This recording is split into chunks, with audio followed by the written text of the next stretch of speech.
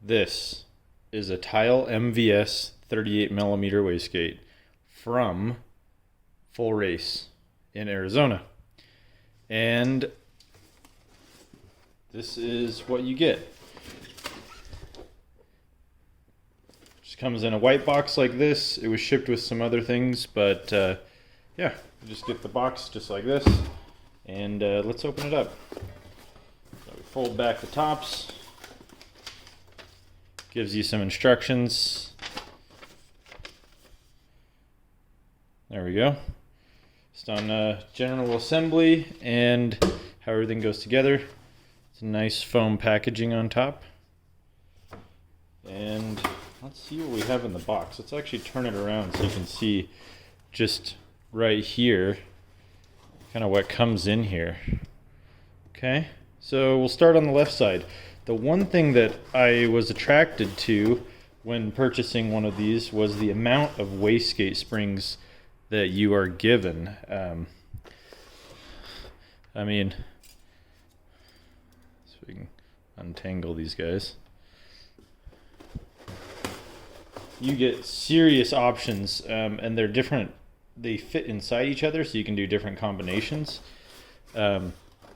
But this is advantageous for me. I have previously bought a TurboSmart wastegate, and it only comes with one spring. You have to choose your spring, which, I mean, you can most of the time just figure out what you need and get one, and then use a boost controller to adjust the pressure you need. But it's really nice to have other options if you want to gate up or gate down. Okay, so those guys, will put those to the side. And let's see. Oh, there's another guy hanging out in there. Nice. Let's get to the meat of the situation here. This beauty. And that little piece of tape on the bottom was holding in the fire ring. So the fire ring is this nicely machined bit. It's basically your valve seat for the bottom of the valve right here. And that is nice. That is one nice bit of gear right there. Now, I have this exact wastegate, but a Chinese knockoff version that I have installed on another build. And let me tell you, like, the quality of this is significantly better.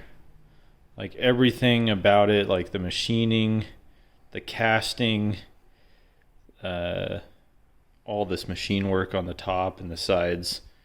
Very, very nice. There's not like rough edges where it wasn't deburred correctly. I know the black is kind of hard to see in the light, but that's a nice bit of gear. Full-Race put their logo on it.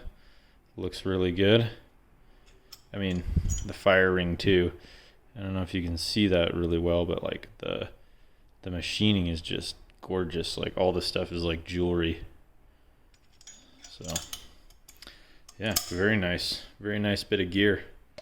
Okay, set that down here in front, and let's keep going through.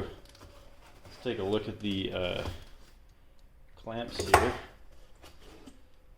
It's nice. We're just going to go through kind of all this stuff here. Okay, that's everything, the contents of that box. We can go through, kind of take a look at these. This has been curious to me because I've seen a lot of the Chinese ones. I've used a bunch of them, and their hardware is always kind of janky. This stuff looks like significantly better machining, and like even the top, this hex looks really well machined where you put a wrench on it, and these pieces are definitely more consistent. A lot of the castings on the cheap Chinese ones are like rough on here, and you kind of have to sand them to get them to seal. So that is nice. That's always good. So the air fittings, which we can set on the top here, those look good. Really, overall, I'm very impressed. This thing looks good. I've never had actually a real tile. I have used their clones, but I have had a real Turbo Smart wastegate, and they are very nice as well. I have one on my current build, but like I said earlier, would like to try the Tial and have a lot of the options for wastegate springs as well. So set that there. This is another key point that you miss out on with the Chinese stuff, is the quality of hardware here. These bolts, everything is just top notch. You can tell it's like high quality stainless steel. Sorry, it's kind of hard to get all that in there, but once again, really nice machining.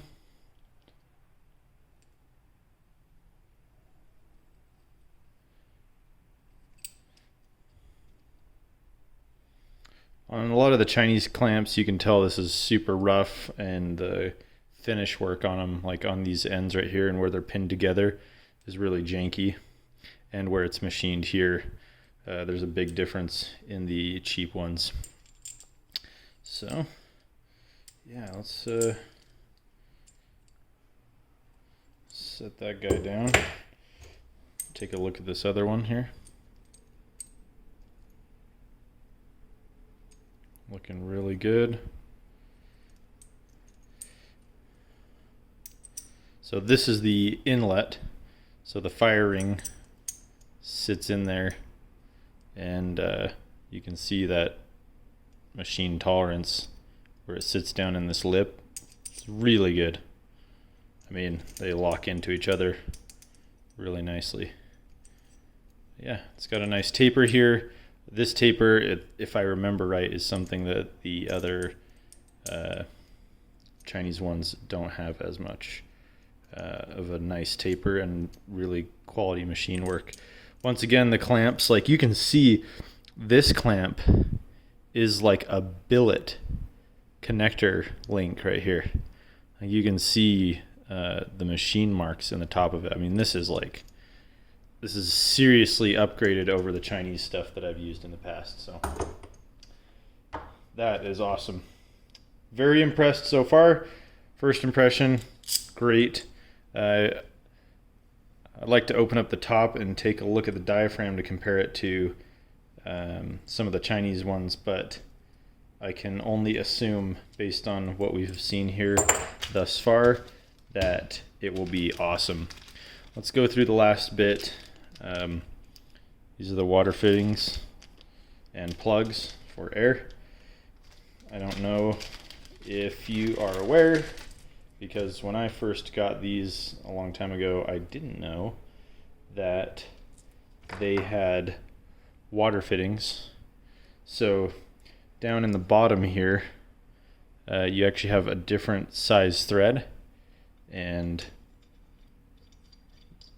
obviously these need these little washers, but I'm just sticking in there. But you can water cool this. So if you're in a motorsports application where this thing is just baking all the time, is like completely being cooked, you can put water in it and it will flow through the bottom and keep it nice and cool.